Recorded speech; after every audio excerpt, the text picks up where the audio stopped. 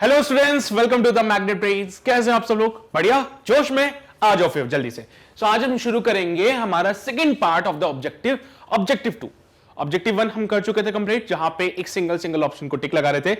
अब तैयार हो जाओ कि सारे ऑप्शंस को चेक करना है, क्योंकि यहां पे एक से ज्यादा ऑप्शंस करेक्ट हो सकते हैं।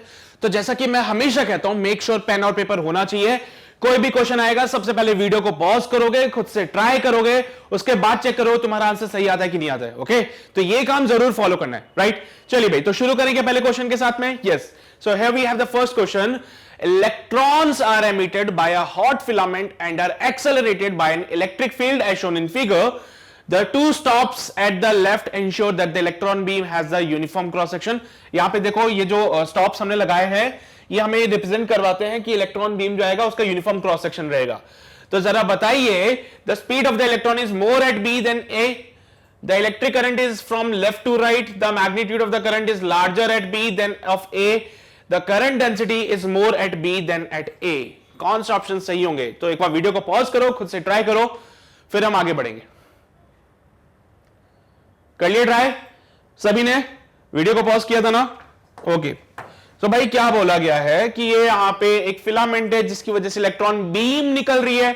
यार, जब इलेक्ट्रॉन बीम निकलती है तो तुम देख रहे हो ना इलेक्ट्रिक फील्ड किस डायरेक्शन में है, और इलेक्ट्रॉन की टेंडेंसी क्या कहती है कि जिस डायरेक्शन में इलेक्ट्रिक फील्ड, हम तो उसके अपोजिट डायरेक्शन जाएंगे। सो इलेक्ट्रॉन गए यहां पे,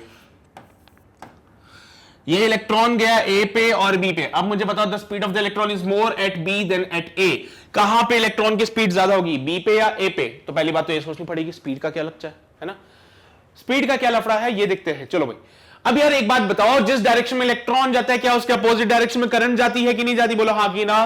तो इलेक्ट्रॉन इधर जा रहा है तो करंट हमारा इस डायरेक्शन में जाएगा।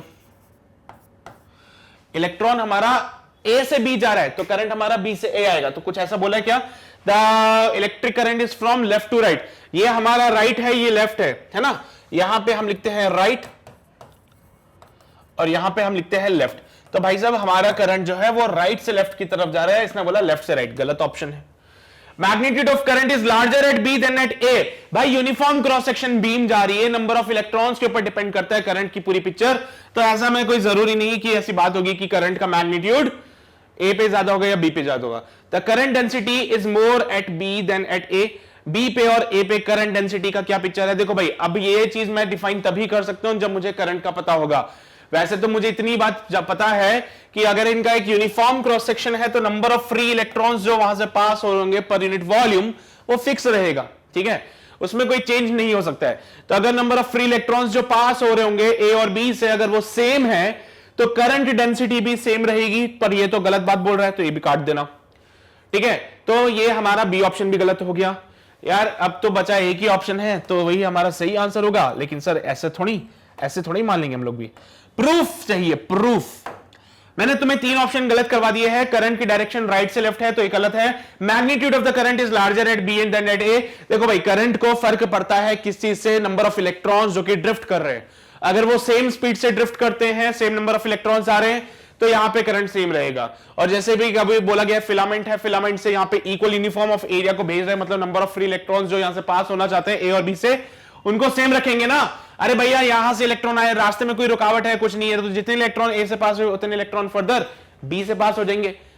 हाँ, जितने इलेक्ट्रॉन ए से पास हुए उतने बी से पास नहीं होंगे। क्या खा जाएगा क्या कोई रास्ते में इलेक्ट्रॉन्स को? नहीं खाएगा ना। तो रेट ऑफ जो करंट का जो चार्जेस का जो फ्लो हो रहा है ए और बी से, दोनों से सेम है। तो हम बोल सकते हैं कि करंट दोनों के लिए सेम रहेगा। और अगर करंट सेम है तो करंट डेंसिटी भी सेम रहेगी। अब देखो, तुमने पूछा करंट डेंसिटी क्या है, मैंने कहा करंट डेंसिटी जे जो होता है वो होता है करंट अपॉन एरिया।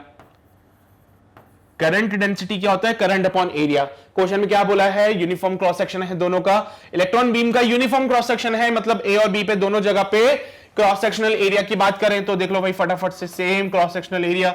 तो क्रॉस सेक्शनल एरिया सेम है, करंट सेम है, तो डेंसिटी भी सेम होनी चाहिए थी। लेकिन वो बोल रहे हैं बी पे डेंसिटी ज्यादा होगी। गलत बात है, बहुत गलत बात है। तो हमारा ये ऑप्शन भी गलत हो गया। अब ए ऑप्शन सही है, लेकिन ए ऑप्शन सही क्यों है ये भी बता दीजिए जरा। देखा जाए तो इलेक्ट्रिक फील्ड हमारी बी से ए आ रही है, इलेक्ट्रिक फील्ड हमारी कहां आ रही है? बी से लेके ए तक जा रही है। हम जानते हैं, हम समझदार है कि बी का जो पोटेंशियल होगा वो ए के पोटेंशियल से ज्यादा होगा, बिकॉज इलेक्ट्रिक फील्ड हमेशा हायर पोटेंशियल से लोअर पोटेंशियल पे जाती है। इलेक्ट्रिक फील्ड हमेशा हायर पोटेंशियल से लोअर पोटेंशियल पे जाती है, तो बी का पोटेंशियल ए से ज्यादा होगा। पर क्योंकि बात चल रही है इलेक्ट्रॉन की, तो भाई ए पे इलेक्ट्रॉन की जो एनर्जी होगी minus E into V A, B पे जो एनर्जी होगी वो होगी माइनस का ई इंटू यू बी। अब तो समझदार हो तुम लोग, हमने कहा था अगर इलेक्ट्रॉन लोअर पोटेंशियल से हायर पोटेंशियल पे जा रहा है तो इलेक्ट्रिक पोटेंशियल एनर्जी का कुछ नुकसान होगा। तो मैं कह देता हूं कि यू बी जो होगा वो कम होगा यू ए से। भाई इलेक्ट्रिक पोटेंशियल एनर्जी का कुछ लॉस होगा जब इलेक्ट्रॉन लोअर पोटेंशियल से हायर पोटेंशियल पे जाता है। और वो नुकसान क्यों है? क्योंकि यह नेगेटिव साइन आ गया, वी ए की वैल्यू ज्यादा थी। नेगेटिव में ज्यादा मतलब कम होता है ना, नेगेटिव में ज्यादा का मतलब कम होता है। नेगेटिव में वी बी की वैल्यू कम थी तो वी बी की वैल्यू का मतलब ये ज्यादा हो गया, है ना।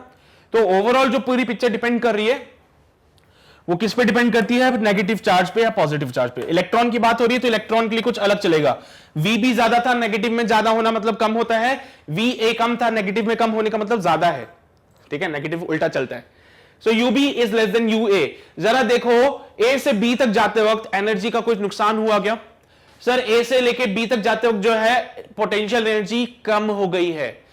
ए से लेके बी तक जाते वक्त इलेक्ट्रिक पोटेंशियल एनर्जी कम हुई है। कहां गई वो एनर्जी? कन्वर्ट हो गई काइनेटिक एनर्जी में, कन्वर्ट हो गई काइनेटिक एनर्जी में। देखो ए से लेके बी तक जाते वक्त इलेक्ट्रिक पोटेंशियल एनर्जी कम हुई है, मतलब ए पे इलेक्ट्रिक पोटेंशियल एनर्जी ज्यादा थी, बी पे कम थी, मतलब बी तक जाते जाते एनर्जी खत्म हो गई। नहीं गलत बोल रहा हूं, खत्म नहीं होती एनर्जी, कन्वर्ट होती है। तो किसमें कन्वर्ट हुई? ये जो पोटेंशियल एनर्जी था वो कन्वर्ट हो गया काइनेटिक एनर्जी में। अरे वाह क्या बात है, मजा ही आ गया। अब तो जो भी पोटेंशियल एनर्जी का नुकसान हुआ वो कन्वर्ट हो गया काइनेटिक एनर्जी में। मतलब यहां पे अगर स्पीड वी ए था तो यहां पे स्पीड उसका क्या हो जाएगा? या बोल रहा हूं यहां पे काइनेटिक एनर्जी, अगर काइनेटिक एनर्जी ए था तो यहां पे काइनेटिक एनर्जी बी हो जाएगा। अब मैं समझदार हूं तो मुझे इशारा ही काफी है।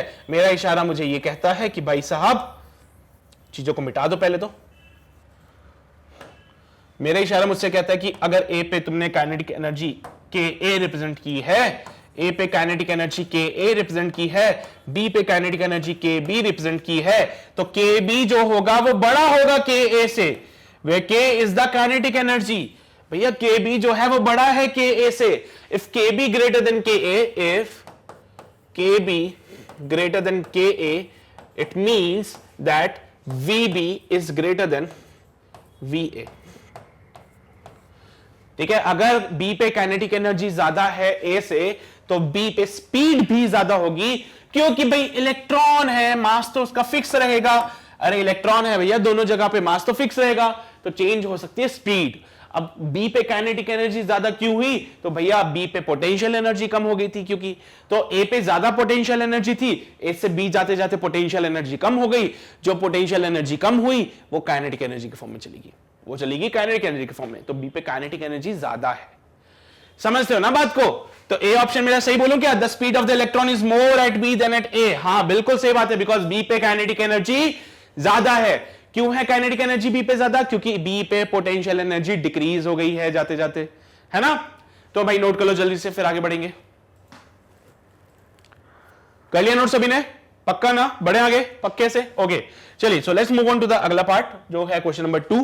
The question number 2 says a capacitor with no dielectric is connected to a battery at t equals to 0.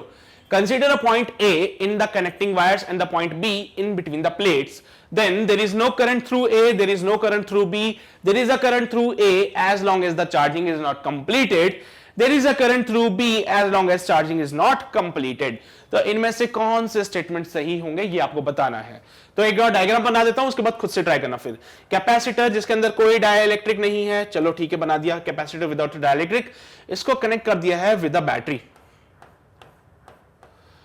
एक बैटरी के साथ हमने क्या किया? इसको कनेक्ट कर दिया है। तो consider a point A in the connecting wire. Connecting wire के अंदर एक पॉइंट ए मान लिया, कैपेसिटर्स के बीच में एक पॉइंट बी मान लिया है। Now can you just tell me there is no current through A? कहां बात कर रहे हो सर? ये कैसे हो सकता है कि कोई करंट ना हो? कैपेसिटर की चार्जिंग करोगे तो कैसे करोगे? अरे यहां से चार्ज का फ्लो करेंगे या करंट का फ्लो करेंगे तो यहां पे जाके चार्ज एक्यूमुलेट होंगे ना। अरे चार्जिंग कर रहे हो, यहां से करंट भेजो या चार्ज भेजो, एक ही बात है यार। अगर मैंने बोला पॉजिटिव चार्ज के फ्लो की बात करें तो पॉजिटिव चार्ज यहां से फ्लो करके यहां जाएगा, पॉजिटिव चार्ज फ्लो करके यहां जाएगा, नेगेटिव चार्ज फ्लो करके इधर जाएगा, नेगेटिव चार्ज फ्लो करके इधर जाएगा, मतलब प्लेट्स के ऊपर चार्ज आने वाला है। उसके लिए प्लस का क्यू चार्ज फ्लो करना चाहिए सर्किट में। प्लस का क्यू चार्ज जिस डायरेक्शन में जाता है करंट भी हमारा उसी डायरेक्शन में जाती है। तो वो तो बोल रहे there is no current through A, गलत है सर, बिल्कुल काट दीजिए। There is no current through B. देखो भैया अभी क्या हो रही है, चार्जिंग हो रही है, अभी क्या हो रही है, चार्जिंग हो रही है। तो चार्जिंग के टाइम पे जो भी चार्ज आता है वो सरफेस पे आके टिक जाता है, बस उसके आगे नहीं जाता है। वो चार्जिंग के दौरान जो भी चार्ज होता है वो सरफेस पे आके टिक जाता है, आगे नहीं जाता है। तो अगर आगे नहीं जाएगा तो कोई करंट आगे कैसे जाएगा? So there is no current through B, बिल्कुल सही बात है, कोई करंट नहीं है। आगे चल के एक करंट के बारे में तुम्हें पढ़ाया जाएगा, लेकिन अभी क्योंकि तुमने उसके बारे में नहीं पढ़ा है तो दिमाग मत लगाओ, हाँ तेरे को कोई करंट नहीं है बी में, ठीक है, समझ रहे ना? ठीक है। Then there is a current through A as long as the charging is not completed. बिल्कुल सही बात है, जब तक चार्जिंग चल रही है, जब तक चार्जिंग चल रही है तब तक A में करंट रहेगा। जैसी चार्जिंग कंप्लीट होगी, सारा का सारा चार्ज इस पे आके इकट्ठा हो गया, अब चार्जिंग बंद हो जाएगी, अब यहां से कोई चार्ज नहीं आएगा बैटरी से, समझ गए ना? जैसे ही चार्जिंग कंप्लीट हो गई अब बैटरी से कोई चार्ज नहीं आएगा, बैटरी से कोई चार्ज नहीं आएगा तो क्या ए में कोई करंट होगा उस केस में? नहीं सर, ए में कोई करंट नहीं होगा। तो ये भी हमारा स्टेटमेंट सही है, there is a current through A से करंट तब तक बहता रहेगा जब तक इसकी चार्जिंग चलती रहेगी। चार्जिंग एक बार कंप्लीट हो गई तो अब आगे कोई करंट फ्लो नहीं करेगा क्योंकि कैपेसिटर फुली चार्ज हो चुका है, उसको और चार्ज की जरूरत ही नहीं है। तो अब यहां से कोई चार्ज का फ्लो नहीं होगा, यानी कि कोई करंट नहीं जाएगा, मतलब उस केस में ए में करंट 0 हो जाएगा, ठीक है। There is a current through B as long as the charge, B से तो कोई मतलब ही नहीं, हटा दो, बी से तो कोई मतलब ही नहीं हमें, हटा दो उसको। सो यहां पे हमने बोला कि कोई भी करंट नहीं होगा बी में, बिल्कुल सही बात है। ए में करंट तब तक रहेगा जब तक चार्जिंग हो रही है, जैसे चार्जिंग रुक जाएगी उसके बाद बी ए में भी कोई करंट नहीं होगा, बिल्कुल सही बात है। तो यहां पे मेरे दो ऑप्शन सही है, बी वाला और सी वाला, जल्दी से नोट करो फिर हम आगे बढ़ेंगे। कर लिए नोट? पक्का ना? समझ आ रहा है तुम लोगों को कुछ? अरे समझ आ रहा है कुछ? सच में सीरियसली समझ आ रहा है ना? पक्के से ना? ओके चलो भाई, तो आगे बढ़ते हैं। देखो कोई डाउट आए तो कमेंट सेक्शन में मुझसे पूछ लेना, वो मैं क्लियर कर दूंगा वहां पे भी, जितना पॉसिबल होगा उतना मैं करने की कोशिश करूंगा, बाकी ठीक है ट्राई करेंगे। एनीवेज चलिए भाई, let's move on to the अगला सवाल। क्वेश्चन नंबर 3 क्या है कि भैया अगर कोई करंट पास नहीं करता है कंडक्टर से तो क्या मतलब समझे इसका? When no current is passed through a conductor, तो क्या मतलब समझे? The free electron do not move. The average speed of the free electron over a large period of time is 0. The average velocity of a free electron over a large period of time is 0. The average velocity of velocities of all the free electron at an instant is 0. Okay, चलो भाई चार option है, मैं समझा देता हूं क्या क्या है। अगर किसी कंडक्टर से कोई करंट पास नहीं हो रहा तो क्या मतलब समझे? कि उसमें कोई फ्री इलेक्ट्रॉन मूव नहीं कर रहे हैं, या average speed of the free electron over a large period of time is 0, या average velocity of a free electrons over a large period of time is 0, या average of the velocities of all the free electron at an instant is 0। क्या option सही हो सकता है तुम्हारे हिसाब से? वीडियो को पॉज करो, खुद से ट्राई करो। कर लिया ट्राई? किया ट्राई? वीडियो को पॉज करके चलो भाई। When no current is passed through a conductor, तो free electron do not move। गलत बात है, फ्री इलेक्ट्रॉन हमेशा मूव करते रहेंगे भैया, उनकी टेंडेंसी है मूव करने की। अगर पोटेंशियल डिफरेंस लगा दोगे तो एक पर्टिकुलर डायरेक्शन में शिफ्ट होते रहेंगे, अगर पोटेंशियल डिफरेंस नहीं लगाओगे तो रैंडम मोशन करेंगे, लेकिन मोशन जरूर करेंगे। तो ये तो बहुत गलत बात होगी कि फ्री इलेक्ट्रॉन मूव नहीं कर सकते, वो मूव करते रहेंगे, ठीक है। The average speed of a free electron over a period of time is 0। Average speed 0 नहीं होती भैया, स्पीड के पास डायरेक्शन नहीं होता है। मैंने तुम्हें बताया था कि अगर किसी पर्टिकुलर क्रॉस सेक्शन से अगर तुम बात करो, ये हमारे पास एक कंडक्टर था जिसके अंदर फ्री इलेक्ट्रॉन थे, किसी क्रॉस सेक्शन की बात करो तो कुछ इलेक्ट्रॉन हो सकता है ऐसे भी जा रहे हो सकता है कुछ इलेक्ट्रॉन ऐसे जा रहे हो सकता है कुछ इलेक्ट्रॉन ऐसे जा रहे हो सकता है कुछ इलेक्ट्रॉन ऐसे जा रहे हो, है ना। तो अपनी अपनी मर्जी इलेक्ट्रॉन की, तो रैंडम मोशन कर रहे हैं। तो किसी क्रॉस सेक्शन से हो सकता है नेट वेलोसिटी या एवरेज वेलोसिटी वो 0 हो जाए, जैसा मैंने तुम्हें बताया भी था, इनिशियल एवरेज वेलोसिटी 0 हो सकती है। तो यहां पे एवरेज स्पीड बोला है, स्पीड जो है ना वो स्केलर है भैया, ठीक है। यहां पे स्पीड क्या है? स्केलर क्वांटिटी है, तो इसके पास कोई डायरेक्शन वाला पॉइंट नहीं है, तो ये गलत है। अगर यहां पे वेलोसिटी लिखा होता तो बिल्कुल सही था, अगर यहां पे वेलोसिटी लिखा होता तो बिल्कुल सही था, क्योंकि वेलोसिटी इसकी डायरेक्शन अपोजिट होने की वजह से वो एक दूसरे को कैंसिल कर सकते हैं। लेकिन स्पीड एक स्केलर क्वांटिटी है, कभी नेगेटिव नहीं होता है, हमेशा ऐड होता है। तो अगर यहां पे स्पीड की जगह वेलोसिटी दे दे तो बिल्कुल सही ऑप्शन है। अगला देखो, the average velocity of a free electron over, अरे बहुत बढ़िया, हमारी बात सुन ली उसने, स्पीड की जगह वेलोसिटी दे दिया, तो ये वाला पार्ट हमारा सही है बिल्कुल। स्पीड की जगह क्या किया उसने, वेलोसिटी दे दिया, वेलोसिटी दिए तो हमारा काम हो गया।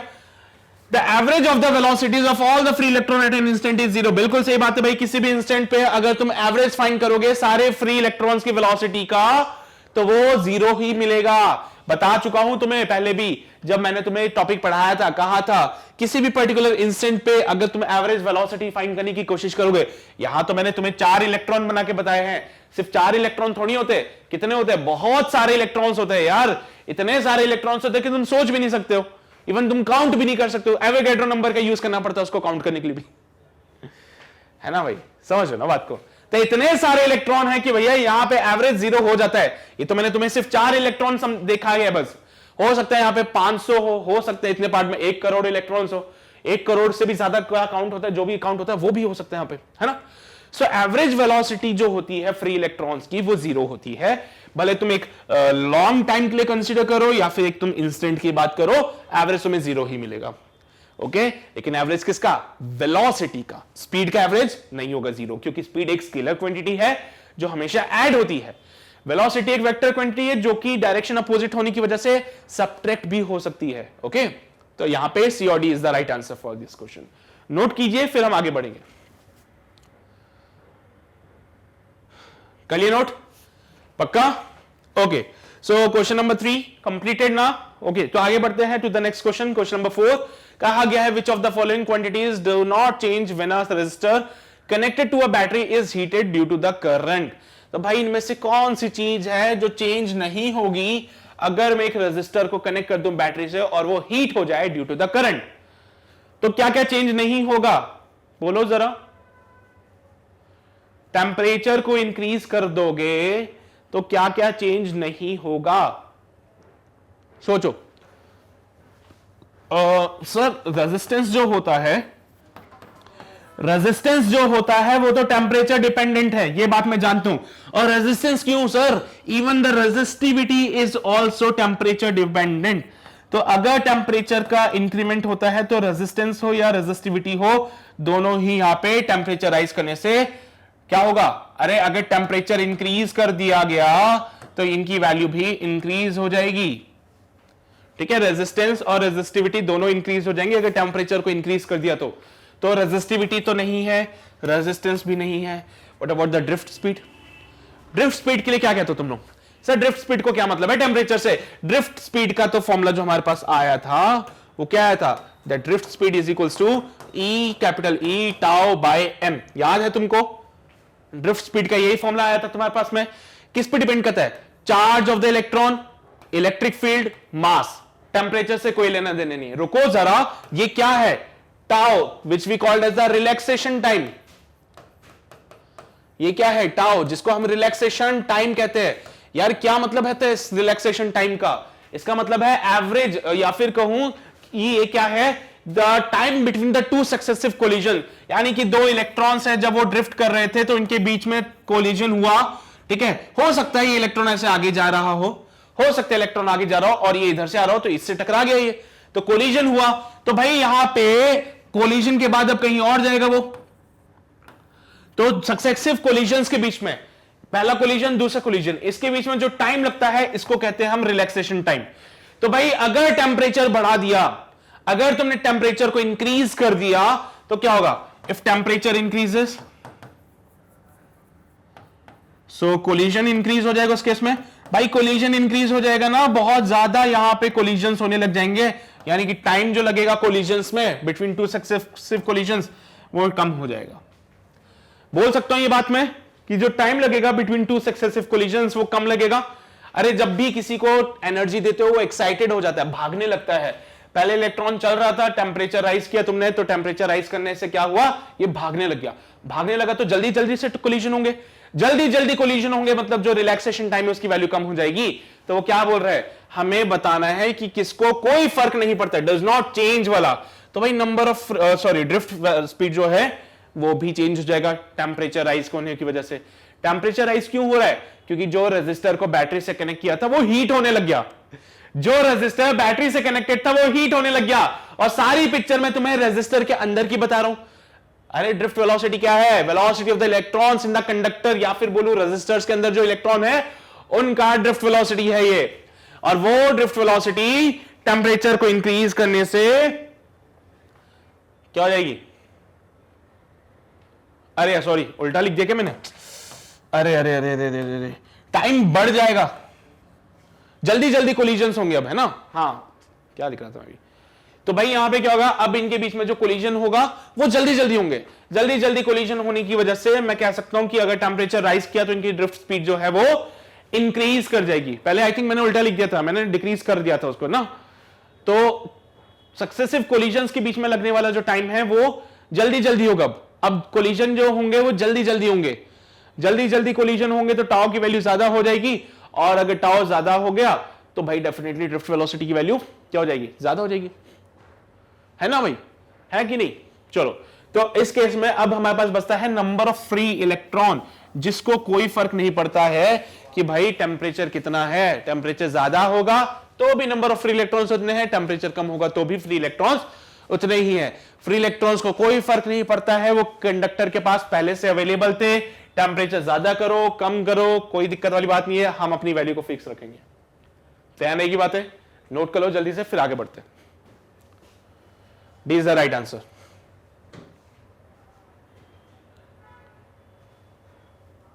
कर लिया नोट सभी ने? पक्का किया नोट? चलिए बढ़े आगे।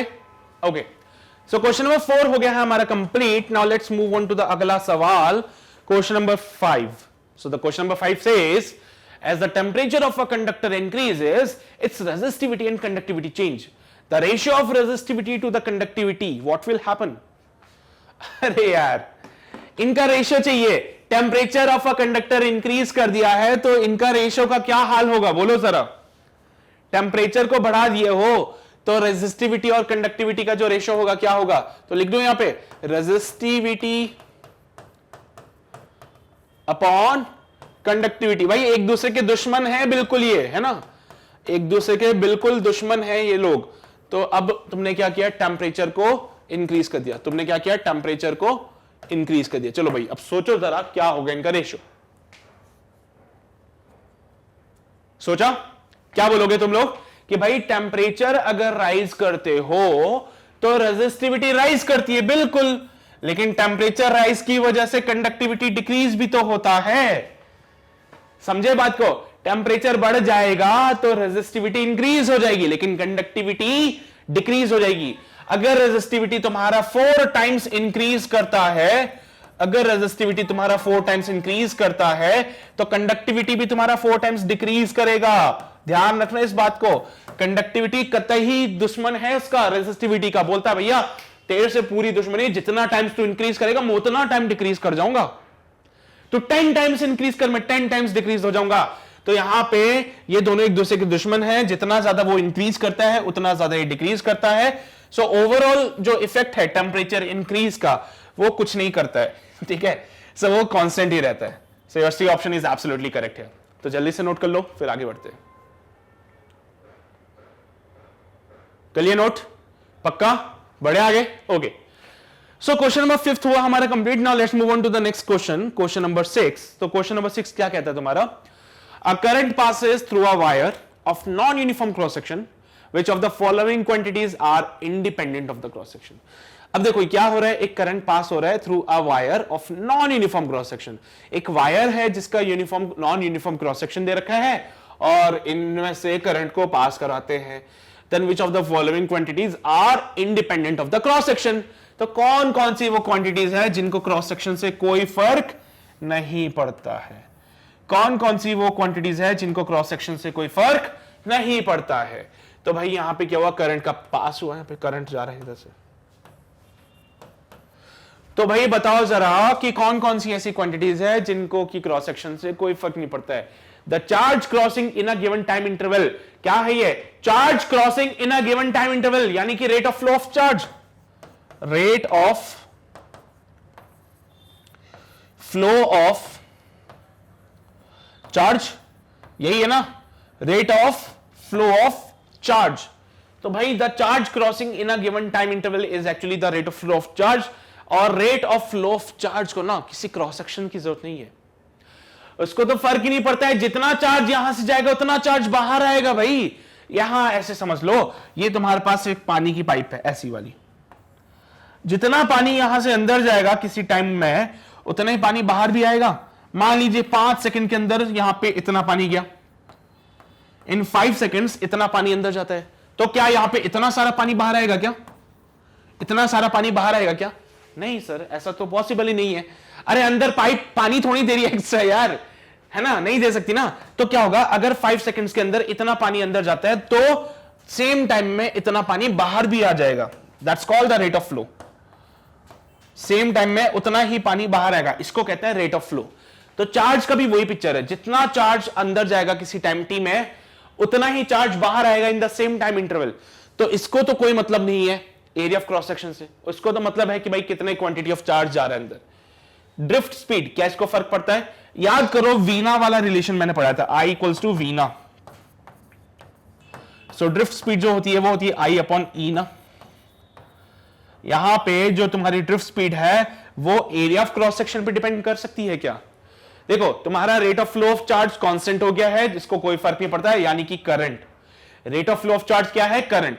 तो तुम्हारा करंट फिक्स हो गया है, करंट फिक्स हो गया है, चार्ज का जो मैग्नीट्यूड है वो फिक्स है, एन क्या होते हैं? Number of free electrons per unit volume होते हैं, है ना।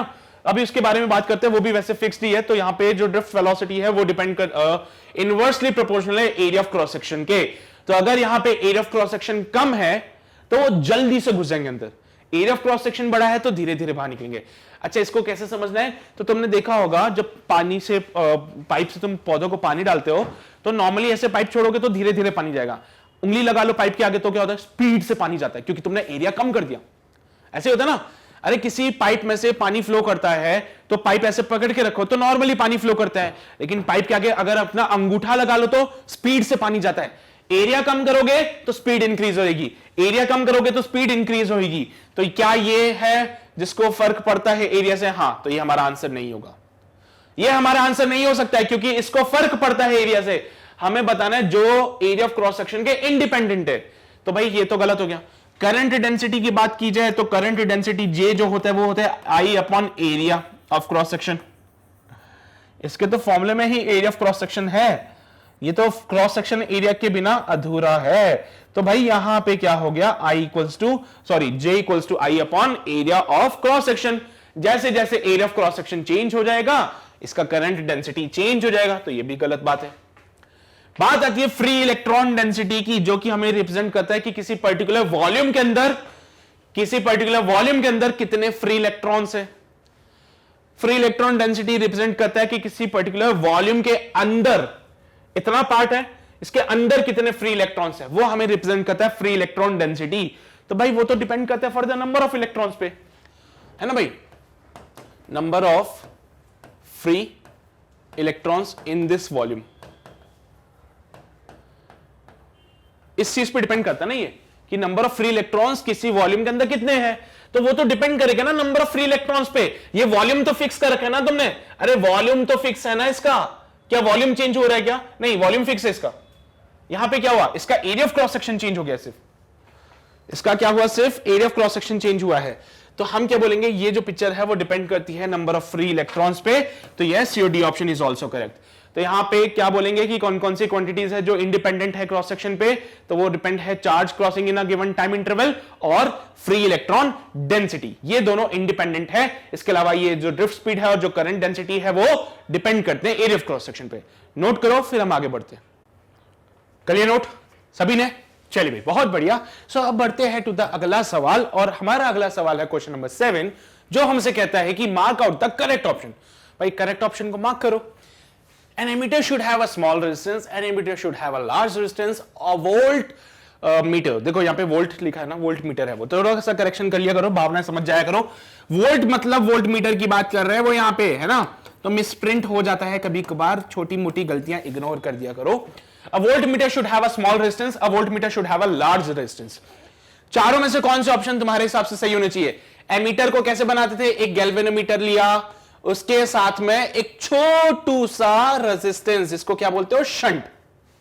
एक गैल्वेनोमीटर लिया जिसके साथ एक छोटू सा रेजिस्टेंस जिसको कहते हैं शंट, उसको लगाते हैं।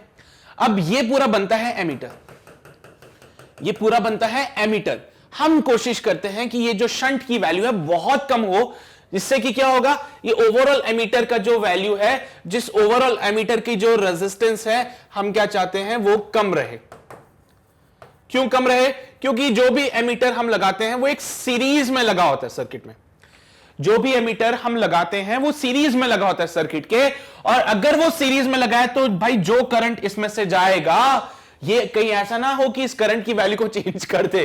ठीक है, देखो भाई क्या होता है, ये तुमने बल्ब लगाया यहां पे, ये बल्ब लगाया यहां पे, ठीक है, और ये एमीटर लगाया। अब क्या होगा कि बेसिकली करंट जाएगा, लेकिन अगर एमीटर का रेजिस्टेंस ज्यादा हुआ, अगर एमीटर का रेजिस्टेंस जो है वो ज्यादा होगा तो वो करंट की वैल्यू को चेंज कर देगा और बेचारे के पास कुछ और करंट जाएगा।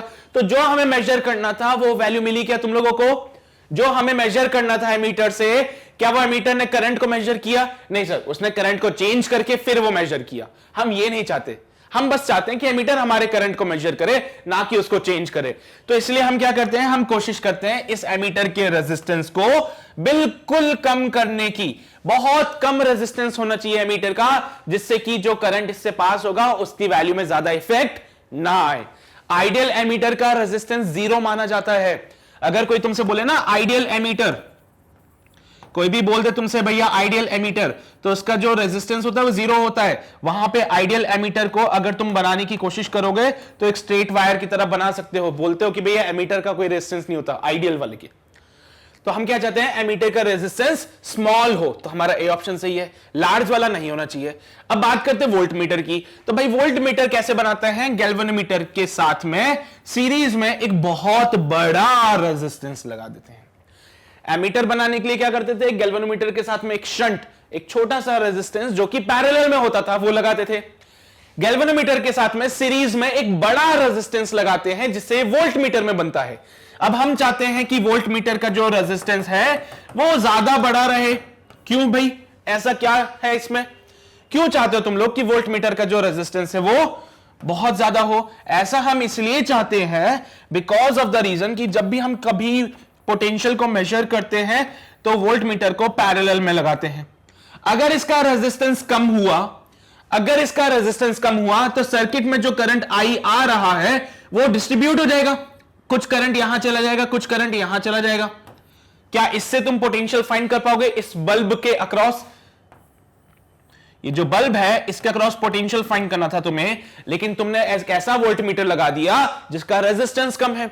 अगर इस वोल्ट मीटर का रेजिस्टेंस कम है तो कुछ करंट इस वोल्ट मीटर से चला जाएगा और कुछ करंट इस बल्ब में से पास होगा। अब तुम बताओ, तुम्हें इसके अक्रॉस पोटेंशियल फाइंड करना था कौन से करंट के लिए? आई करंट के लिए। लेकिन करंट कौन सा जा रहा है? I1 जा रहा है। क्या तुम्हें एग्जैक्ट वैल्यू मिल पाएगी?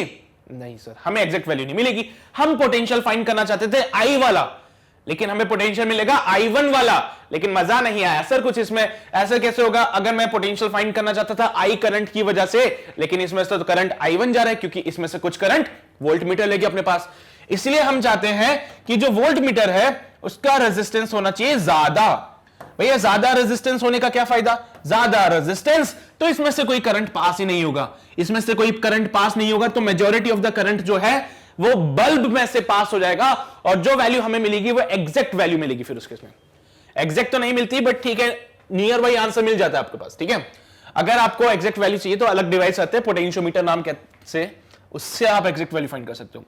सो voltmeter should have a small resistance, बिल्कुल गलत बात है। Voltmeter should have a large resistance, हाँ बिल्कुल सही बात है। तो एमीटर का रेजिस्टेंस कम रखना है, वोल्ट मीटर का रेजिस्टेंस ज्यादा रखना है। क्यों रखना है मैंने बता दिया है, नोट करो, फिर आगे बढ़ते हैं हम लोग। कर लिया नोट सभी ने? पक्का ना? मिटा दूं इसको सच में?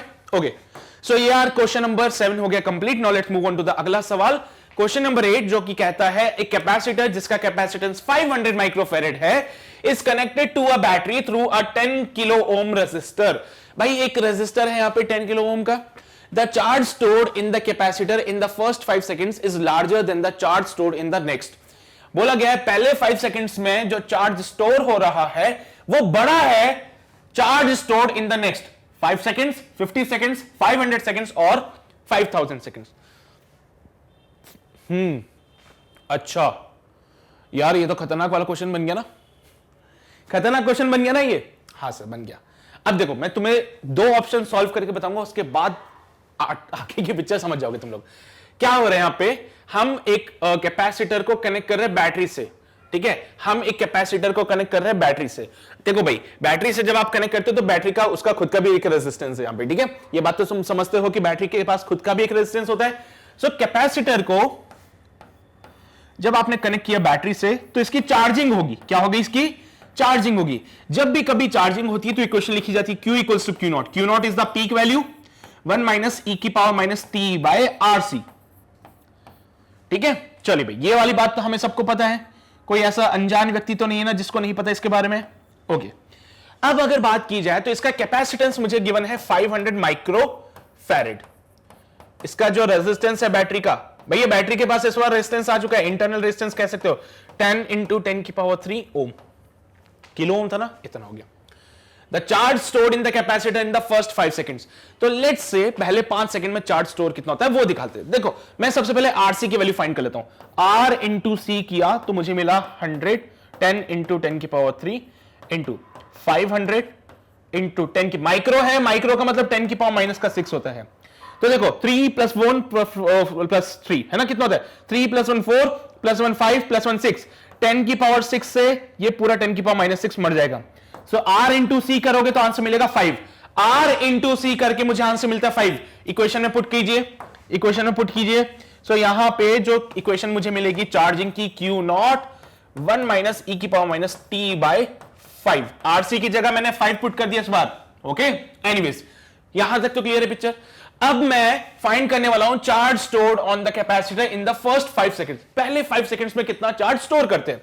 So let's say in first 5 seconds charge stored in the capacitor, charge stored on capacitor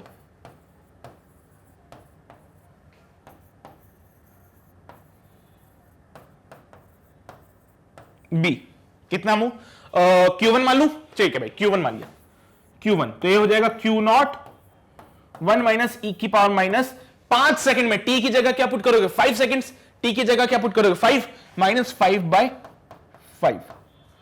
solve it further. So तुम्हें मिलेगा Q1 का वैल्यू कितना, Q नॉट 1 माइनस e की पावर माइनस का 1।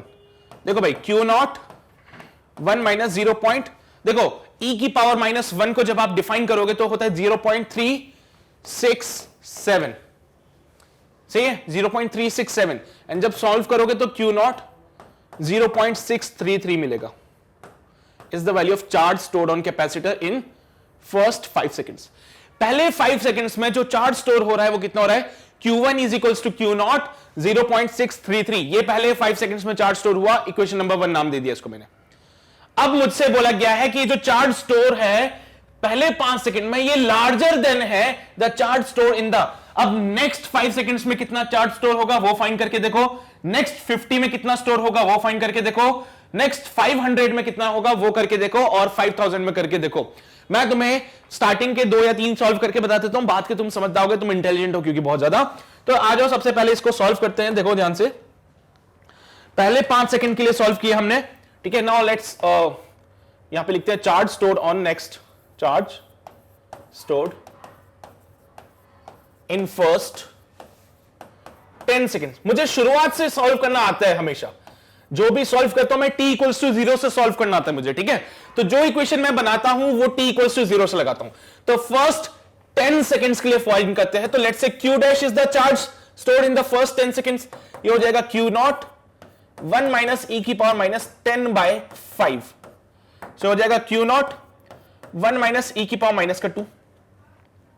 ये हो जाएगा q नॉट 1 माइनस, अब देखो यार सीधी सीधी सी बात है कि e की पावर माइनस 2 को जब आप लिखोगे तो इट कम्स आउट बी 0.135, ठीक है।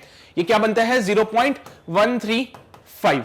नाउ इसको सिंपलीफाई कीजिए, 0.135 1 में से माइनस करना है ना, तो 10 में से गए 5, 9 में से 3 गए 6, 9 में से गया 8, तो 0.865 बनता है ये, तो 0.865 बन जाएगा यहां पे। तो इसको लिखेंगे Q not 0.865 is the value of Q dash. ये तो मुझे मिला charge store in first 10 seconds. पहले 10 सेकंड में कितना चार्ज स्टोर हुआ? इतना। पहले 5 सेकंड्स में कितना हुआ था store? In first 5 seconds charge store will be Q naught 0.633। तो भाई बाद के 5 सेकंड्स में कितना होगा? बोलो। Charge stored in next 5 seconds कितना होगा? वो कितना होगा? Q डैश में से Q1 को माइनस कर दोगे तो मुझे चार्ज स्टोर्ड मिलेगा इन द नेक्स्ट 5 सेकंड्स। बोलो भाई, फर्स्ट 10 सेकंड्स में से फर्स्ट 5 सेकंड्स माइनस कर दो। ये कुछ इस टाइप से है। फर्स्ट 10 सेकंड्स में से फर्स्ट 5 को माइनस कर दो। भाई 10 सेकंड्स में से तुमने पहले 5 सेकंड माइनस कर दिए तो सेकंड वाले जो 5 सेकंड है वो बचा ना। फिर तो यहां पे भी तो वही है।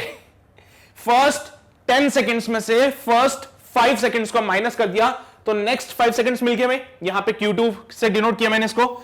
सो charge stored in next 5 seconds Q2 कितना होगा? वो हो जाएगा Q डैश कितना है? Q not 0.865 minus Q naught 0.633। देखो भाई यहां से Q नॉट को लिया कॉमन तो 0.865 माइनस का 0.633। सॉल्व कीजिए। 0.865 माइनस का 0.633 करोगे तो 5 में से 3 गए 2, 6 में से 3 गए 3, 8 में 6 गए 2। So it comes out be 0.232। 0.232। तो यहां पे जो वैल्यू आएगी तुम्हारे पास Q2 की वो आएगी Q नॉट 0.232। यह हमारा सेकंड पार्ट आ गया। This is your equation number 2। जरा देखो पहला ऑप्शन तुम्हारा क्लियर हुआ क्या? पहला ऑप्शन क्या बोलता था? The charge store in the capacitor in first 5 seconds कितना है? इतना है। Is larger than the charge store in the next 5 seconds को चेक किया। 5 सेकंड्स में हमें जो वैल्यू मिल रही है 0.232 मिल रही है। क्या वो वैल्यू Q1 से ज्यादा है कि कम है? सर यहां पे देखा जाए तो Q2 जो है वो छोटा है Q1 से। मुझे कौन सा ऑप्शन चाहिए? बोलो मुझे कौन सा ऑप्शन चाहिए? वो ऑप्शन जिसमें कि चार्ज स्टोर जो होगा वो लार्जर हो फर्स्ट 5 सेकंड्स। मुझे कौन सा ऑप्शन चाहिए?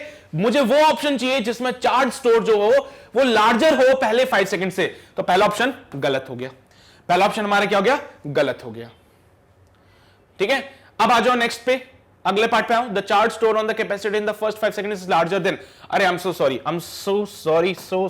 सॉरी, वो बोल रहा है कि 5 सेकंड्स में जो चार्ज स्टोर हुआ है वो किस किस से बड़ा है। सॉरी मेरी मिस्टेक थी। The charge stored on the capacitor in first 5 seconds, पहले 5 सेकंड्स में जो चार्ज स्टोर हुआ कैपेसिटर में वो किन किन से बड़ा है? तो सेकंड 5 सेकंड्स में, अगले 5 सेकंड में जो चार्ज स्टोर हुआ क्या वो उससे बड़ा है? हां उससे बड़ा है ना भाई। अगले 5 सेकंड में जो चार्ज स्टोर हुआ क्या उससे बड़ा है वो? बिल्कुल सर।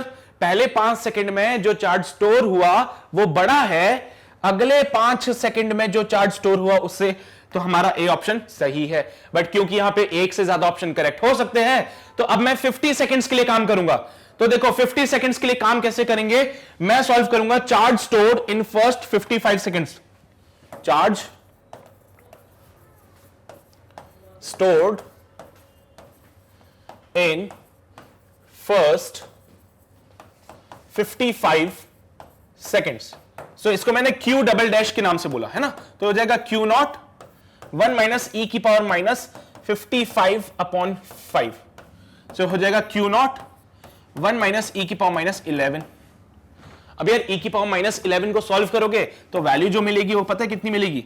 1 माइनस 0.12345167। इसकी वैल्यूज होती है, परेशान मत हो। देखो इसकी वैल्यूज एक्सपोनेंशियल का एक पूरा एक्सपेंशन होता है, चाहो तो उससे भी सॉल्व कर सकते हो। बट ठीक है, जस्ट अभी नॉलेज के पर्पज से तुम नोट कर लो कि इसकी वैल्यू इतनी होती है। ठीक है, अब यहां पे क्या हुआ? सिंप्लीफाई किया तो तुमने देखा कि यार इसको सॉल्व करूंगा तो मुझे अप्रोक्सीमेटली 0.99999 ऐसी वाली वैल्यू मिलेगी। Q डबल डैश मिला, Q नॉट इंटू 0.9999 वाली पिक्चर जा रही है। अब मैं फाइंड करने जा रहा हूं चार्ज स्टोर्ड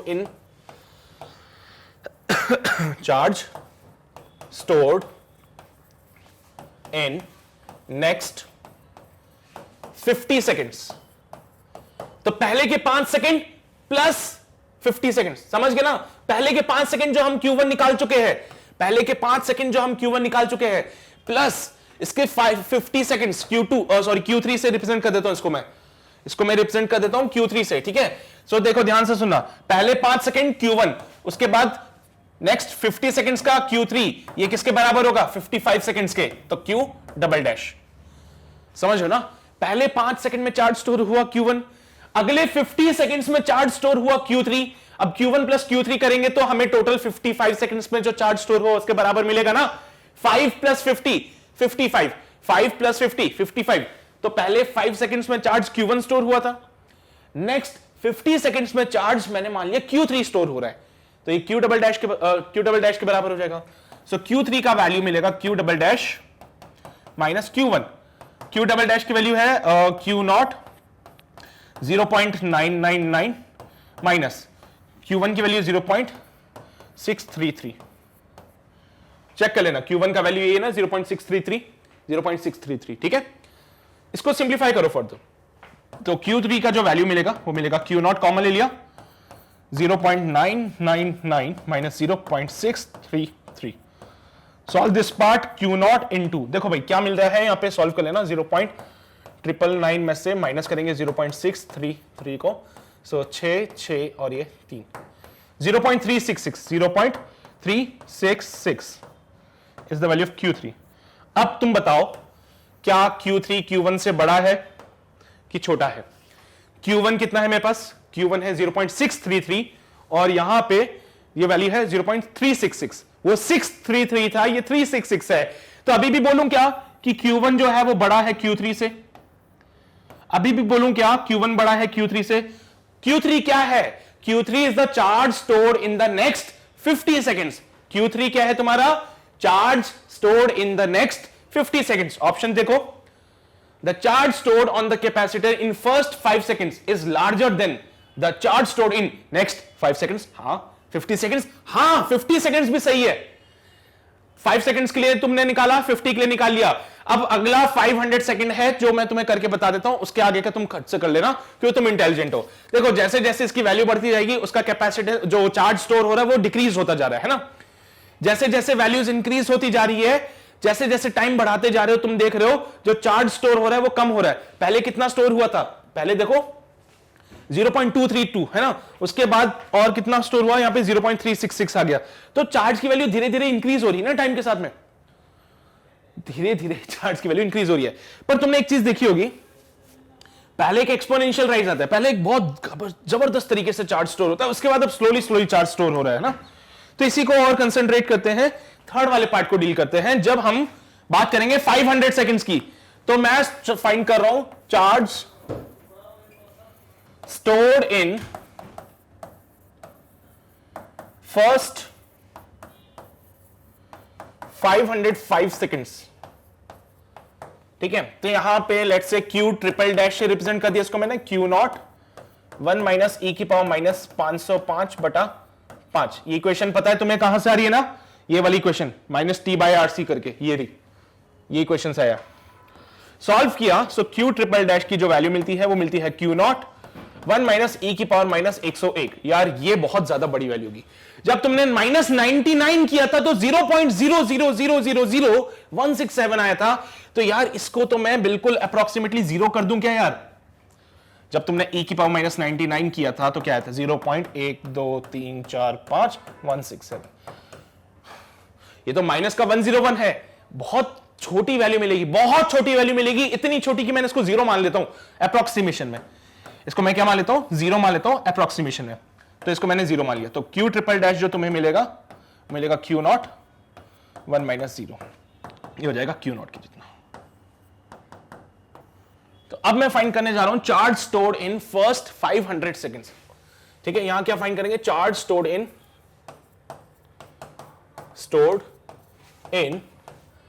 500 सेकेंड्स। तो देखो पहले 5 सेकेंड्स में चार्ज Q1 स्टोर हुआ, अगले 500 सेकेंड्स में मैंने चार्ज Q3 हो गया ना, अरे 3 हुआ कि 4 हुआ? अरे 4 हो गया, सॉरी Q4 है ना, is equals to Q triple dash. पहले 5 सेकेंड्स के अंदर जो चार्ज स्टोर हुआ वो, फिर नेक्स्ट 500 सेकेंड्स में जो चार्ज स्टोर हुआ वो, दोनों मिलकर बराबर होंगे charge store in 505 seconds. 5 seconds 500 seconds, 5 plus 500 505। समझो ना पिक्चर तुम लोग। चार्ज तो भाई स्केलर क्वांटिटी ना, ऐड कर सकते हो डायरेक्टली। सो यहां पे लिखा जाएगा कितना, Q नॉट 0.633 है क्या? हाँ 0.633 plus Q4 is equals to, यहां पे Q डैश की जगह मैं लिखूंगा Q नॉट। सो Q4 को जब आप लिखोगे तो बनता है Q not minus Q naught 0.633। Solve करो, 0.633 को माइनस करोगे 1 से तो क्या होगा, 10 में से 3 गए 7, 9 में से 3 गए तो कितने होते 6, और 9 में से 6 गए तो 4, 9 में से 6 गए, और सॉरी है क्या लिख रहा हूं, 9 में से 6 गए तो 3, ठीक है। 10 में से 3 गए 7, 9 में से 3 गए 6, 9 में से 6 गए 3। So it comes out be Q naught 0.367 Q4 का वैल्यू।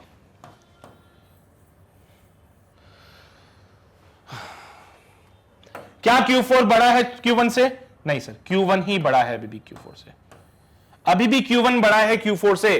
तो उसने बोला था the charge stored in the capacitor in first 5 seconds Q1 is larger than the charge stored in 5 seconds. हाँ सही है, 50 सेकेंड सही है, 500 सेकेंड से भी ज्यादा है। मतलब फर्स्ट 5 सेकेंड्स में जो उसने चार्ज स्टोर किया था वो अभी तक मैक्सिमम है। क्या ये बात बोल सकता हूं मैं? फर्स्ट 5 सेकेंड्स में जो उसने चार्ज स्टोर किया था वो अभी तक मैक्सिमम है। उसके बाद नेक्स्ट 5 सेकेंड्स में भी हमने चार्ज निकाला, नेक्स्ट 50 सेकेंड्स में भी हमने चार्ज निकाला, नेक्स्ट 500 सेकेंड्स में भी हमने चार्ज निकाला, और साइमल्टेनियसली नेक्स्ट 5000 सेकेंड्स में भी अगर आप चार्ज निकालोगे ना तो उसका आंसर सेम आएगा। ये वाली 5000 के लिए भी आंसर यही रहेगा, 5000 के लिए भी आंसर यही रहेगा। तो 5000 के लिए भी जब आप सॉल्व करोगे, ठीक है, तो charge stored in next 5000 seconds. So Q 5 से रिप्रेजेंट करेंगे इसको, ये हो जाएगा कितना, 0.367 Q नॉट। सो यहां पे भी बोलूंगा Q1 ग्रेटर देन Q5 है। समझे बात को तुम लोग? मतलब कि पहले 5 सेकंड में जो चार्ज स्टोर हुआ है वो मैक्सिमम है। उसके बाद अगले 5 सेकंड्स की बात करो, 50 सेकंड्स की बात करो, 500 सेकंड्स की बात करो, या फिर 5000 सेकंड्स की बात करो, हर केस में चार्ज जो स्टोर हो रहा है वो Q1 से कम है। Q1 क्या था? Q1 is the charge stored in the first 5 seconds. उससे कम ही वैल्यू मिलेगी। एक काम करो, इसको नोट करो, इसके बाद मैं शॉर्ट ट्रिक बताऊंगा। फिर इसको नोट कर लो पहले तो, उसके बाद एक छोटा सा कॉन्सेप्ट समझाऊंगा जिसमें फटाफट से काम हो जाएगा तुम्हारा। नोट करो इसको जल्दी से, पहले कर लिया नोट? पक्का? चलो, इसके अलावा तुम एक काम करो, ये वाला पार्ट भी नोट कर लो क्योंकि काम आएगा। ये मैंने तुम्हें पूरी पिक्चर समझाई है बढ़िया तरीके से। Energy store in next 5 seconds, ये आई, नोट करो जल्दी से। किया नोट? हटा दूं? Energy stored in the next 50 seconds, ये आ रही वैल्यू, नोट करो जल्दी से। फिर energy stored in next 500 seconds, ये आई वैल्यू, नोट करो इसको भी। फिर हमें फाइनली मिलता है energy stored in the next 5000 seconds. वही पिक्चर जैसे पहले चलाई थी ना, सेम पिक्चर चलेगी। ये भी हमारा छोटा है Q1 से। Q1 is the charge stored in the 5 seconds. Clear है? तो यहां पे अगर कोई तुमसे पूछे कि भैया the charge stored in the capacitor in next 5 seconds is larger than the charge stored इन, तो बोलना भैया इसके बाद कितने भी टाइम तक चार्ज स्टोर करो, कितने भी टाइम तक चार्ज स्टोर करो, वो फर्स्ट 5 सेकेंड से तो हमेशा कम ही होगा। तुम भले 5000 बोल रहे हो, 5 लाख सेकंड तक तुम करते रहो चार्ज को स्टोर, उसकी वैल्यू Q1 से तो कम ही आएगी, उसकी वैल्यू Q1 से कम आएगी। अब आ जाओ कॉन्सेप्ट पे, ठीक है? ये हो गया तुम्हारा नोट, फटाफट से कर लिया सभी ने नोट ना, बहुत बढ़िया। अब आ जाओ, एक बहुत बेसिक सा चुन्नू मुन्ना सा ज्ञान दे देता हूं मैं तुम लोगों को, उसके बाद खत्म करते हैं इसको, ठीक है? सो द पॉइंट सेज, किसी भी कैपेसिटर की जब हम चार्जिंग करते हैं तो उसकी इक्वेशन बनती है Q equals to Q naught 1 minus e की power minus t by RC। According to the question हम RC को फाइंड कर चुके हैं, वो 5 मिला था। सो इक्वेशन बनती है Q equals to Q naught 1 minus e की power minus t by RC। हमने फर्स्ट 5 सेकंड्स के लिए Q1 को फाइंड किया था, फॉर फर्स्ट 5 सेकंड्स, है ना, फॉर फर्स्ट 5 सेकंड्स Q1 को।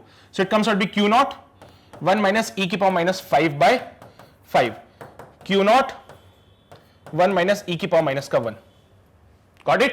ये बात है। अब इसको सॉल्व किया था तो 0.633 Q0 आया था, है ना, ये Q1 आया था which is charge stored in the first 5 seconds. तो परसेंटेज के फॉर्म में लिखूं तो 63.3% ऑफ Q0, यानी कि पहले 5 सेकंड में, इन फर्स्ट 5 सेकेंड्स जो चार्ज स्टोर हुआ है वो मैक्सिमम चार्ज का 63.3% है। वो मैक्सिमम चार्ज का कितना है? 63.3% है। जरा इसको माइनस करो 100 में से, तो इसको माइनस करके देखो 100 में से कितना मिलता है। 100 में से इसको माइनस करके देखें तो कितना मिलेगा, देखो जल्दी से। 63.3, 10 में 7 गए, 3 के 7 और 9 में से 3 के 6, 9 में से 6 के 3, 36.7। तो रिमेनिंग कितना बनता है हमारे पास? रिमेनिंग बचता है 36.7%। रिमेनिंग चार्ज कितना है हमारे पास? रिमेनिंग कितना और चार्ज करना है? 36.7% of the peak value. Remaining charge हमें और कितना करना है? 36.7% ऑफ द पीक वैल्यू। अभी तक कितना हो चुका है? 63.3% ऑफ द Q0 हो चुका है। अभी तक कितना चार्ज हो चुका है? 63.3% ऑफ द Q0। रिमेनिंग कितना करना है? 36.7% ऑफ द Q0। अब भाई साहब देखो, सीधी सी बात यह है कि पहले 5 सेकंड्स में जो चार्जिंग किया था वो तुम्हारा ये वैल्यू आई थी। इसके बाद अब तुम चार्जिंग करोगे तो क्या इतनी वैल्यू कभी मिल पाएगी तुम लोगों को? भाई इतनी वैल्यू मिल पाएगी? नहीं सर, अब तो इतना सा ही चार्ज करना है ना, अब ज्यादा चार्ज थोड़ी करना है तुम्हें, अब तो इतना सा ही चार्ज करना है। पहले 5 सेकंड्स में ये वैल्यू मिल गई थी, अब इतना चार्ज बचा हुआ है तो अगले 5 सेकंड्स तक वो इतना ही चार्ज कर पाएगा। अगले 5 सेकंड्स तक वो इतना ही चार्ज कर पाएगा। ओवरऑल कितना चार्ज हो सकता है? 100% चार्ज हो सकता है कोई भी बॉडी। क्या वो 200% चार्ज होगा क्या? नहीं, हमारी जो कैलकुलेशन है उसमें 100% तक ही चलता है। तो भाई अगर 100% तक चार्ज हो सकता है तो अब तुम नेक्स्ट 5 सेकंड्स के लिए करोगे तो वो क्या 63.3% चार्ज होगा? नहीं सर, वो 36.7% चार्ज होगा।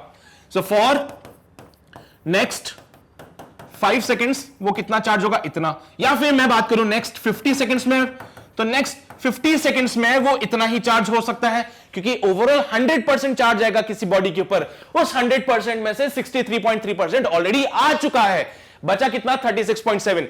तब भले 5 सेकंड्स के लिए चार्ज करो, 50 सेकंड्स के लिए चार्ज करो, या फिर उसको तुम 500 सेकंड्स के लिए चार्ज करो, वो मैक्सिमम इतना ही चार्ज कर सकता है, इससे ज्यादा चार्ज नहीं कर सकता है वो, है ना भाई।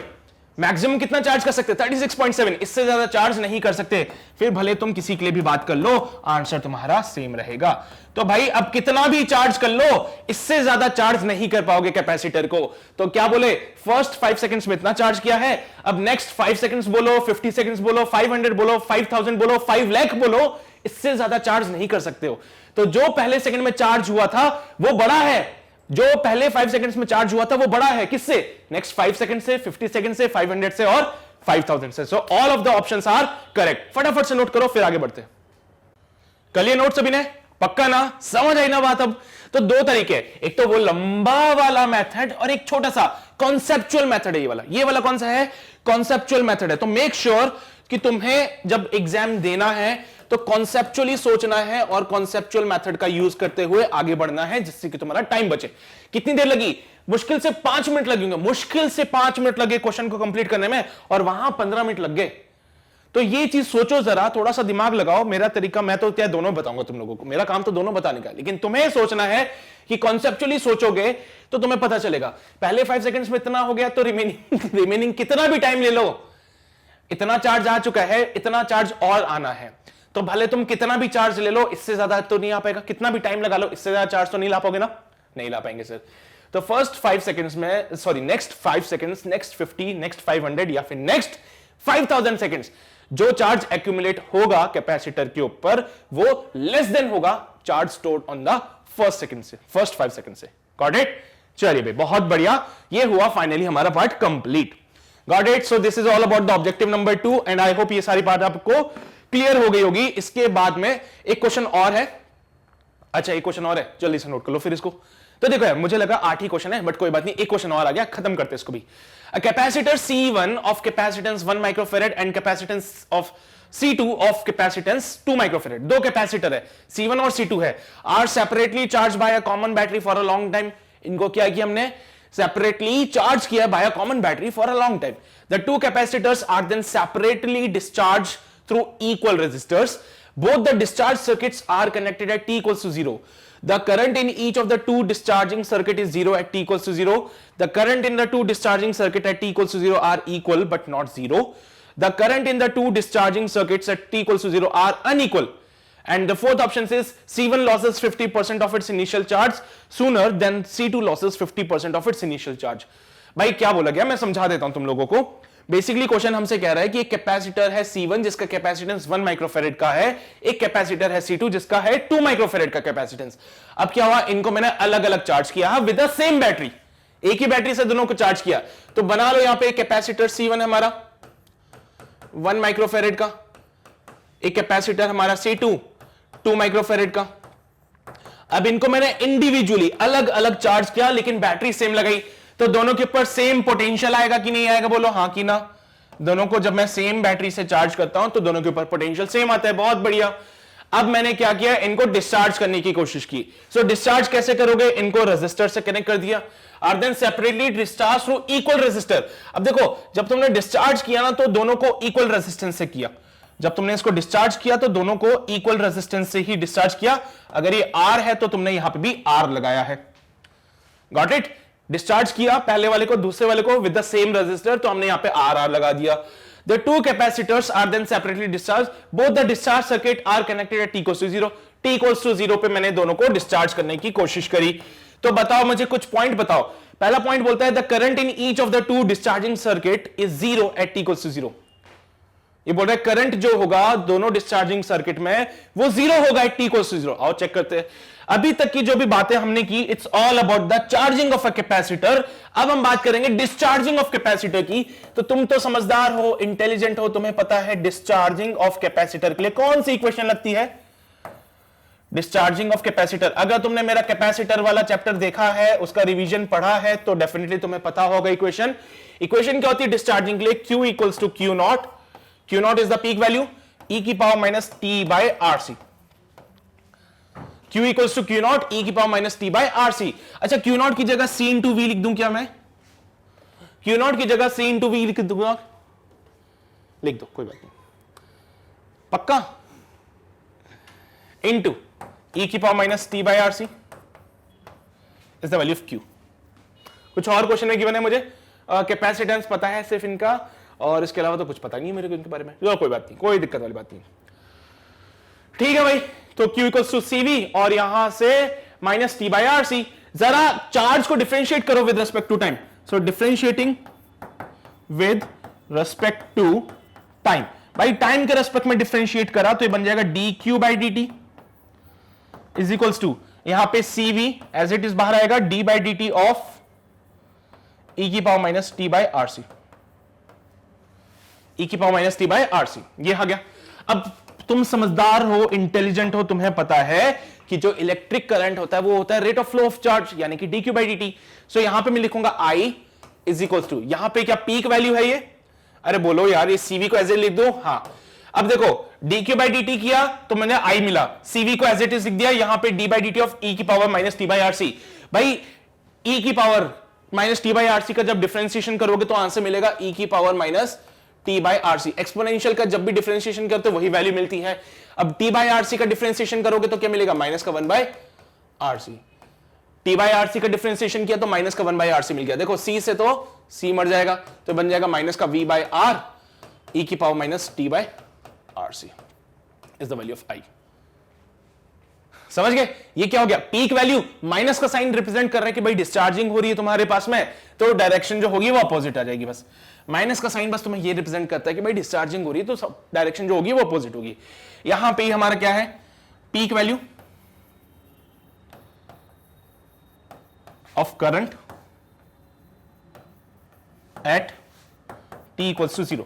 चार्जिंग के दौरान जब आपने चार्जिंग किया था तो उस टाइम पे पीक वैल्यू मिली होगी कुछ तुम्हें, ये वही पीक वैल्यू है. और जब आप बैटरी को डिस्चार्ज करोगे, सॉरी जब कैपेसिटर को डिस्चार्ज करोगे तो उसके पास ऑलरेडी करंट का एक पीक वैल्यू है. तो जब आपने उसको रेजिस्टर से कनेक्ट किया, जब आपने उसको t इक्वल्स टू 0 पे रेजिस्टर से कनेक्ट किया तो उस t इक्वल्स टू 0 पे उसके पास कुछ करंट था which is equals to v by R. तो इसको मैं बोलूंगा I naught which is equals to v by R. तो उसका पहला स्टेटमेंट क्या बोला था, पहला स्टेटमेंट बोला था the current in each of the two discharging circuit is 0. गलत बात है.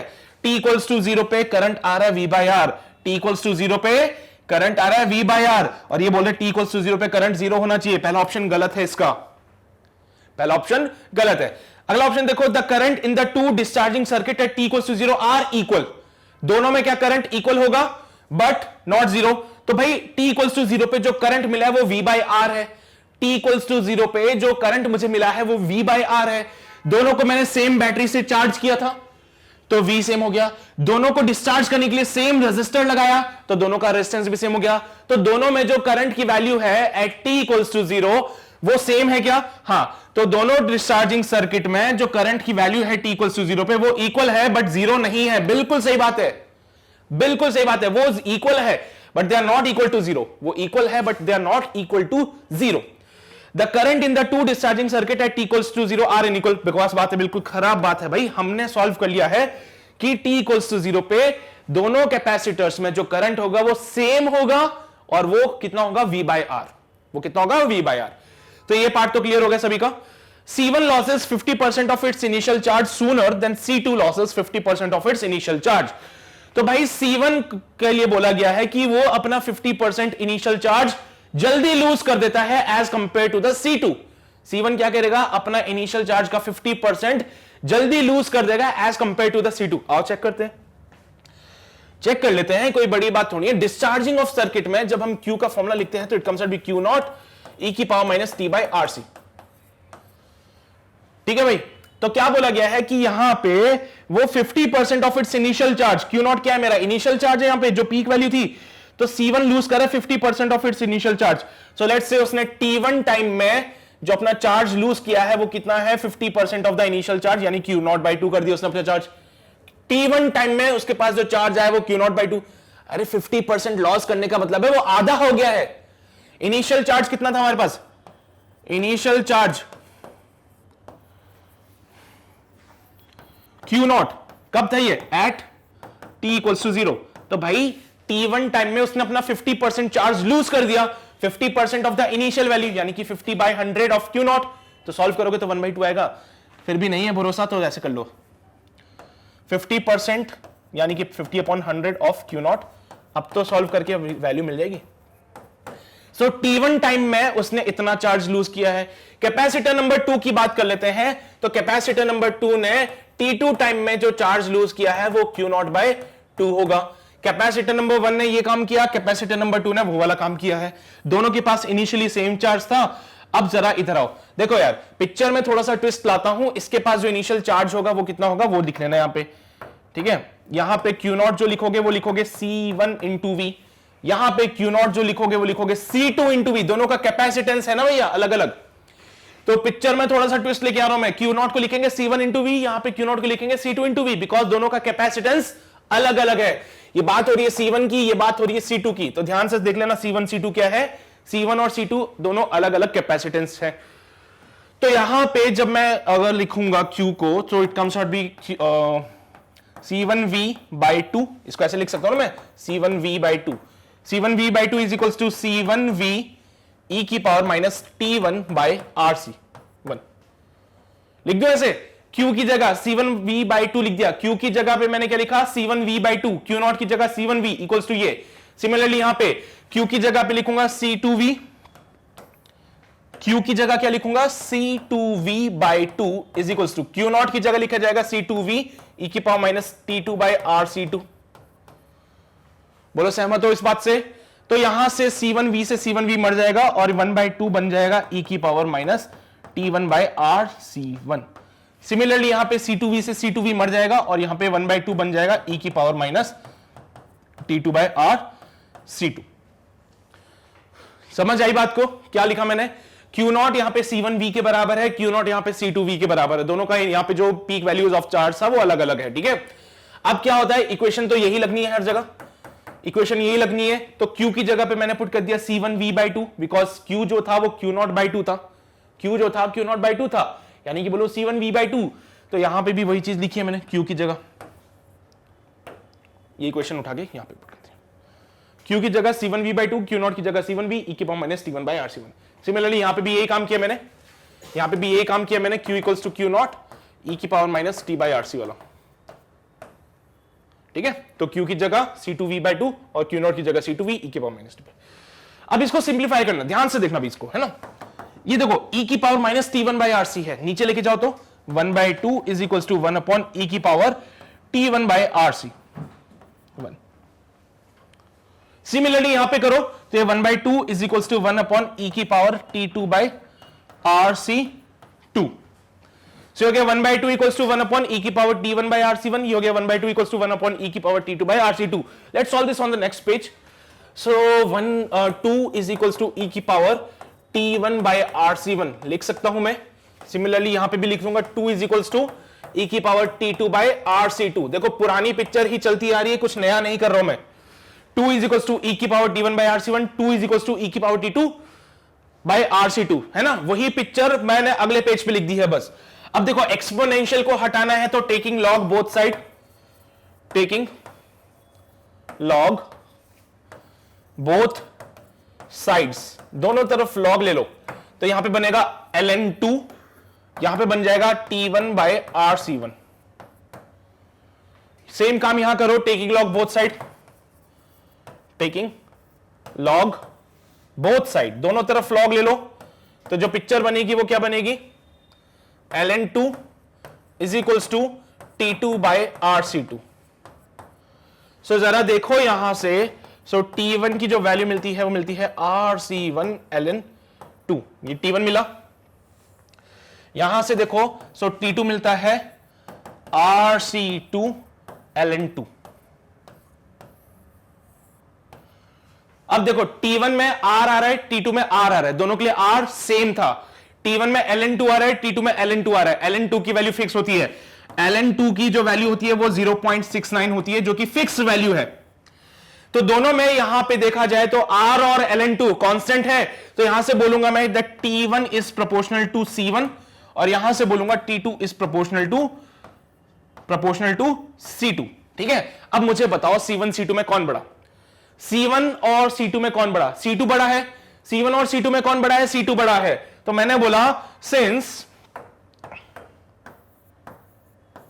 C2 is greater than C1, therefore T2 is greater than T1। मतलब कि अगर C2 बड़ा है C1 से, so T2 भी बड़ा होगा T1 से। मतलब कि यह है कि इसको ज्यादा टाइम लग रहा है, यही बात बोलना चाहता है वो। क्या बोलना चाहता है वो कि भाई पहले वाले को कम टाइम लगा है, दूसरे वाले को ज्यादा टाइम लगा है, क्योंकि दूसरे वाले का टाइम T2 था, पहले वाले का टाइम T1 था, और हम जानते हैं कि T2 बड़ा है T1 से। मतलब कि पहले वाले ने अपना 50% चार्ज जल्दी डिस्चार्ज कर दिया as compare to the second वाले ने। पहले वाले को टाइम लगा T1, दूसरे वाले को टाइम लगा T2, तो क्या कहूं, पहले वाले ने अपना 50% चार्ज जल्दी डिस्चार्ज कर दिया, पहले वाले ने अपना 50% चार्ज जल्दी लूज कर दिया as compare to the second वाला। तो यही कहना चाहता है वो भी, हाँ बिल्कुल, तो ये डी ऑप्शन हमारा सही हो जाएगा। क्लियर है, क्लियर है सभी को, पक्का ना। जल्दी से नोट करो इसको, फिर हम आगे बढ़ते हैं और खत्म करते हैं सेशन को। फिर तो एक काम करो, मैं जहां से बता रहा हूं वहां से नोट करना, ठीक है, ये वाले। तो ये वाला पार्ट नोट करो जल्दी से, नोट कर लिया। डिस्चार्जिंग ऑफ कैपेसिटर की इक्वेशन तुम्हें पता है, डिफरेंशिएट करना पड़ेगा, फिर करंट की इक्वेशन आती है। कर लिया नोट, इसको नोट करो जल्दी से। मैंने C1 और C2 के लिए इंडिविजुअली सॉल्व किया, यहां पे C1 और C2 के लिए इंडिविजुअल सॉल्व किया, इसको नोट करो। फर्दर सॉल्विंग के बाद में मुझे पता चला कि भाई C2 C1 से बड़ा है तो T2 भी बड़ा होगा T1 से। तो ये था तुम्हारा क्वेश्चन नंबर 9। ओके, तो यहां पे हमारे जो करेक्ट ऑप्शन होंगे वो होगा ऑप्शन नंबर बी और डी। करेक्ट ऑप्शन कौन कौन से है, बी और D. So this will be your final answer for this question number 9। Anyways, तो ये थी हमारी कुछ चंद बातें। अब फाइनली मैं समझ गया, अब क्वेश्चन कंप्लीट हो गया यहाँ पे। Okay, and now it's time for packing up this session. So अगर आप चाहते हो कि ये वाली जो वीडियो है आपको मिल जाए एक प्रॉपर फॉर्मेट में, so you can join us on the website, क्योंकि वेबसाइट पे अगर आप आते हो सो डेफिनेटली आपको हर एक वीडियो अरेंज फॉर्मेट में मिलेगी विद द कंप्लीट डिस्क्रिप्शन, जिसमें हर एक पार्ट कवर किया गया है। तो डेफिनेटली आपको जो वीडियो ढूंढने में बहुत आसानी होगी, बहुत इजीली आपको वीडियोस मिल जाएगी। अपार्ट फ्रॉम दिस, अगर आप चाहते हो कि नहीं भाई YouTube पे कंटिन्यू करना है, सो मेक श्योर कि आप चैनल को जरूर सब्सक्राइब करें, बेल आइकन को दबाएं, सो दैट कोई भी नोटिफिकेशन आप मिस ना कर पाओ। Apart from this, make sure session को शेयर करो to the maximum number of students, so that उनको भी वो बेनिफिट मिल सके जो आप लोगों को मिल रहा है, राइट। सो इतना काम जल्दी से कर सकते हो ना, फटाफट से कर दीजिए। सो बाकी की बातें अगले सेशन में करेंगे। इस सेशन के लिए इतनी ही बातें थी। अपना ध्यान रखो, पढ़ाई करते रहो। All the very best.